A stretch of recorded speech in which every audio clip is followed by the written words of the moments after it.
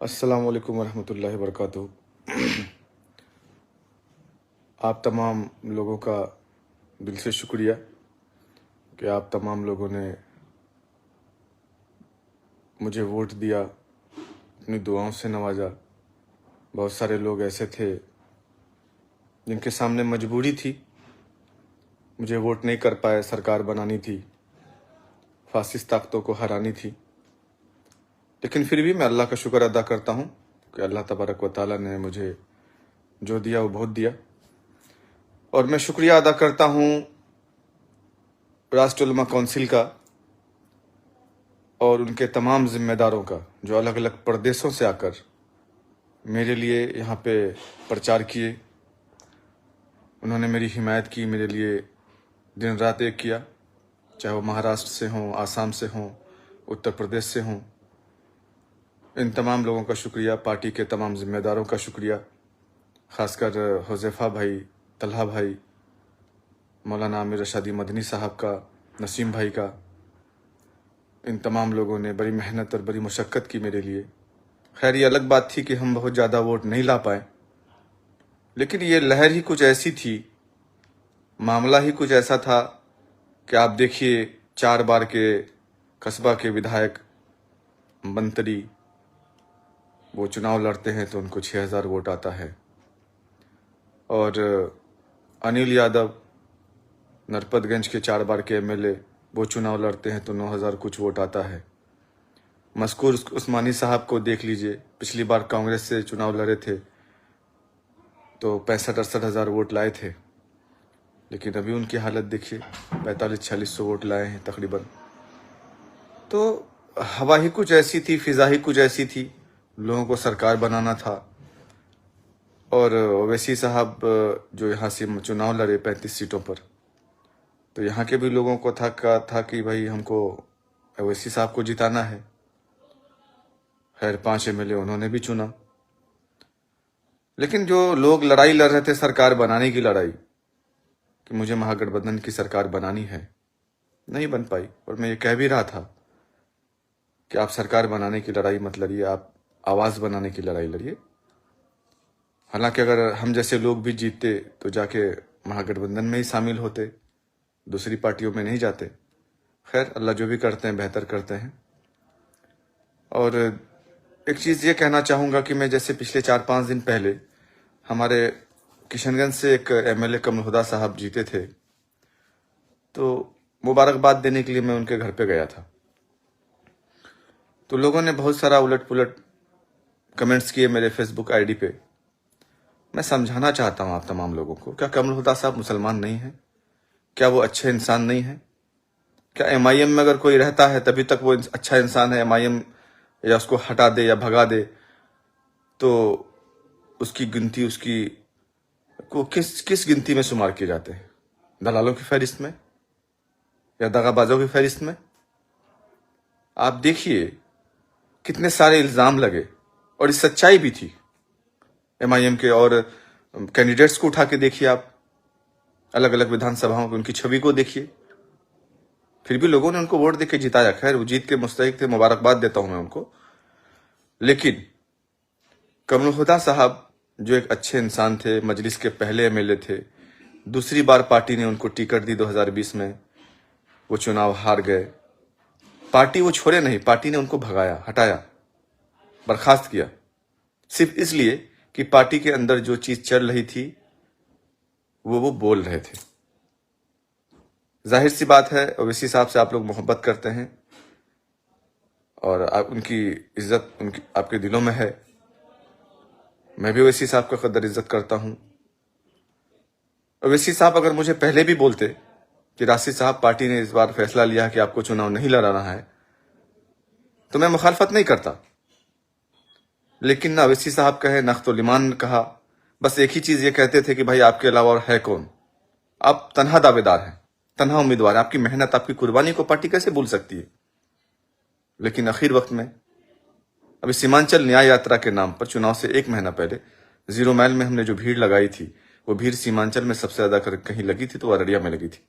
हमारी माँ बहन इंतजार कर रही थी सड़कों पर, अपने घर के काम को, काज को छोड़ के। ये किसके लिए थी? अवैसी साहब की मोहब्बत थी, राशिद अनवर की मेहनत थी। आज इंजीनियर मंजूर साहब को जो 53,000 वोट आया है, वो इंजीनियर मंजूर साहब को के चेहरे से आया है? नहीं, वो अवैसी साहब के चेहरे से आया है। उसमें मेरी भी मेहनत थी।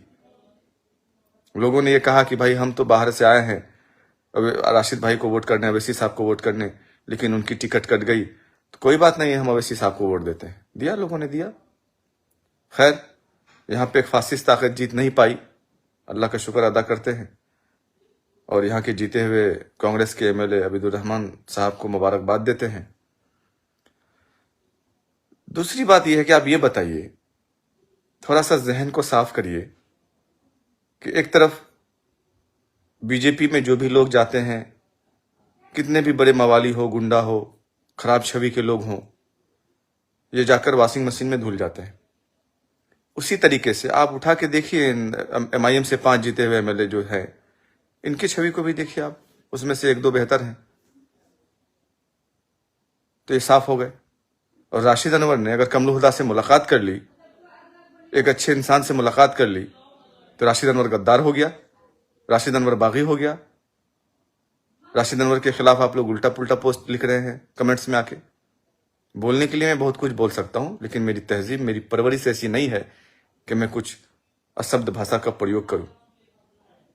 इसलिए आप तमाम लोगों से मैं कहता हूं कि आप बेदार होइए, अब भी वक्त है। किसी भी पार्टी का अंधभक्त मत बनिए। ये पार्टियां राजनीतिक पार्टियां हैं, कोई दीनी जमात की पार्टी नहीं है। ये कहती कुछ और है, करती कुछ और है, चाहे वो कोई सी भी पार्टी हो। इसलिए आप तमाम लोग बेदार होइए, आप उम्मीदवार को देखिए, आप काम करने वाले जो आपके क्षेत्रों में बने हुए हैं, आप उनको देखिए। पार्टियां आती जाती रहती है, पार्टियों के वादे कुछ और होते हैं, उनके काम कुछ और होते हैं, उनका किरदार कुछ और होता है, कहते कुछ है, करते कुछ है, चाहे वो कोई सी भी पार्टी हो। रही बात, कुछ साथियों ने मुझे ये कहा कि क्या आपने कांग्रेस ज्वाइन करने का इरादा है? मेरा ज्वाइन करने का कहीं कोई पार्टी इरादा नहीं था। हमने इनसे कमल हुदा साहब से जो मुलाकात की थी, मेरी उनसे बहुत दिन से दोस्ती है, बातचीत है, हमारे गार्जियन हैं वो जीते तो अपने गम को हल्का करने के लिए हम उनके पास गए, उनको मुबारकबाद दिए। मेरा एक कहना है और साफ है, मैं हारूं, मैं जीतूं, मेरी राजनीतिक वजूद बचे ना बचे,